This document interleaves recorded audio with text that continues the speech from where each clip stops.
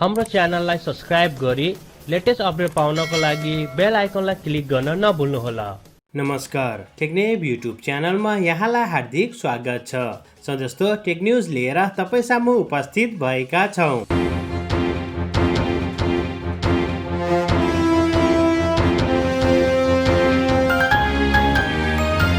सबैभन्दा पहिला त हामीले कुरा गरौँ हिजोको पोलको बारेमा, जुन चाहिँ हामीले भनेको थियौँ कि तपाईँहरूलाई चाहिँ कुन चाहिँ होइन कम्पनीको फोनहरू चाहिँ मनपर्छ भनेपछि तपाईँहरू धेरै जसोले वाइ नट र नेपालकै नम्बर 1 ब्रान्ड जुन रहेको छ स्वामीलाई चाहिँ तपाईँले भोट गर्नुभएको छ। अनि 48%ले चाहिँ स्वामीको मोबाइल या रेडमीको मोबाइल चाहिँ मनपर्छ भन्नुभएको छ भने चाहिँ 21%ले चाहिँ आइफोन अनि एप्पल कम्पनी र त्यसै गरी चाहिँ 20%ले चाहिँ स्यामसङको कम्पनीलाई चाहिँ चुज गर्नुभएको छ भनेपछि डेफिनेटली छ भनेपछि जुन स्वामीले भनेको छ नेपालको नम्बर 1 ब्रान्ड भनेर चाहिँ त्यो चाहिँ तपाईँहरूले चाहिँ प्रुफ गरिदिनु भएको छ। यसै गरी यदि हामीले चाहिँ आजको चाहिँ पोल अफ द डेको कुरा गर्ने हो भने चाहिँ जुन चाहिँ टेक न्युज अफ द डेको लागि चाहिँ म चाहिँ पोलमा राख्न गइरहेको छु। किनभने पछि तपाईँलाई थाहा नै छ इन्डियामा लाभाले चाहिँ कस्टमाइज गर्न सकिने या कस्टमाइज गर्न मिल्ने खालको एउटा मोबाइललाई चाहिँ लन्च गरेको छ, जुन चाहिँ लाभा जी सिरिज रहेको छ। कहिले जेड भन्छ कहिले जी भन्छ, सो लाभा जी सिरिज रहेको छ। तपाईँहरूलाई चाहिँ यसको बारेमा के कस्तो लाग्छ कि लाभाले जुन नयाँ कन्सेप्टलाई लिएर आएको छ नि, तपाईँले कस्टमाइज गर्न मिल्ने खालको मोबाइलहरू जुन चाहिँ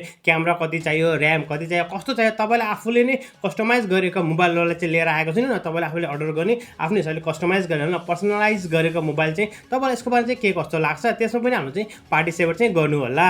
अब हामीले कुरा गरौँ जिटिएको बारेमा। जिटिएको बारेमा तपाईँहरूलाई थाहा नै छ, जिटिए 5 धेरैले खेल्नु भएको छ भने चाहिँ जिटिए 6 को बारेमा चाहिँ एकदमै धेरै मात्रा चाहिँ रुमर्सहरू लिक्सहरू आएको थियो भनेपछि आज चाहिँ दुईवटा चाहिँ नयाँ चाहिँ होइन रुमर्स लिक्सहरू आएको छ कि जिटिए 6 को चाहिँ हामी चाहिँ मेन लिडलाई चाहिँ फिमेललाई देख्न सक्छौँ भन्ने कुरा पनि बाहिर आएको हुन्छ। अब मेन लिड हुन्छ जिटिए जुन छ नि त्यसमा पनि हामीले चाहिँ अब फिमेललाई चाहिँ लिडमा चाहिँ देख्नेछौँ। यसको साथसाथ चाहिँ यस्तो पनि रुमर्सहरू आएको छ जुन चाहिँ एक्सबक्स एक्स सिरिजहरू आएन, कन्सोलहरू चाहिँ रिलिज भइसक्यो यो वर्ष र त्यो कन्सोलको लागि चाहिँ जिटिएले चाहिँ जिटिए 4 लाई चाहिँ रिमेक या चाहिँ जिटिए 4 को चाहिँ अर्को नयाँ भर्जन चाहिँ आउँछ भन्ने कुरा पनि बाहिर आएको छ।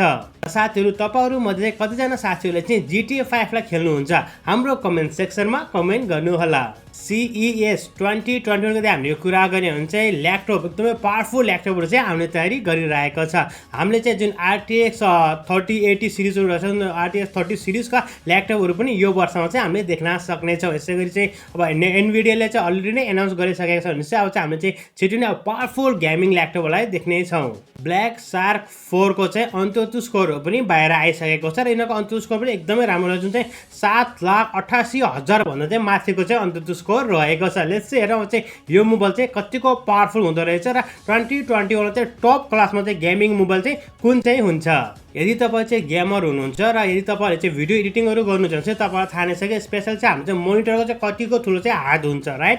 र चाहिँ मोनिटर एकदम ठुल्ठुलो आइरहेको छ र हामीले यदि अहिले चाहिँ भिडियोकै यदि हामीले कुरा गऱ्यो भने चाहिँ 4K 8Kहरू आइसकेको छ, जुन चाहिँ हामीलाई चाहिँ 32 इन्चमा चाहिँ त्यो हामीले चाहिँ देख्दैनौँ कि तपाईँलाई सायद थाहा नै छ होइन, त्यो चाहिँ हामीले चाहिँ देख्दैनौँ। जुन चाहिँ 32 इन्चको चाहिँ मोनिटरहरू पाउन पनि गाह्रो छ। यसको साथसाथ चाहिँ टिभीहरू त अब पाउनै गाह्रो छ। 42 इन्चभन्दा माथिकोलाई मात्र चाहिँ उनीहरूले चाहिँ भनौँ न फुल एचडी भनौँ न 4K चाहिँ उनीहरूले दिइरहेको हुन्छ भनेपछि अहिले चाहिँ संसारकै पहिलो 32 इन्चको चाहिँ 4K मोनिटर पनि हामीले चाहिँ यही वर्ष देख्न सक्नेछौँ। एसुसले ROG को जुन मोनिटर छ त्यसलाई चाहिँ अलरेडी नै एनाउन्स गरिसकेको छ।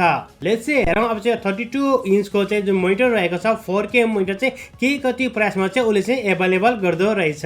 एप्पलको चाहिँ एउटा चाहिँ प्याटर्न चाहिँ हामीले देखेका छौँ, जुन चाहिँ एप्पलको कभर लिएर आउनु चाहिँ तयारी गरिरहेको छ। त्यो चार्जिङ ब्याङ्क पनि हुन्छ। यसको साथमा चाहिँ हामीले चाहिँ आफ्नो चाहिँ जुन एयरपोर्टहरू हुन्छ एयरपोर्टलाई पनि तपाईँले सजिलो तरिकाले चाहिँ चार्ज गर्न सक्नुहुनेछ। मोस्ट प्रब्लम हामीले चाहिँ छिटै नै यस्तो खालको चाहिँ कभर चाहिँ एप्पल कम्पनीबाट चाहिँ देख्न सक्नेछौँ।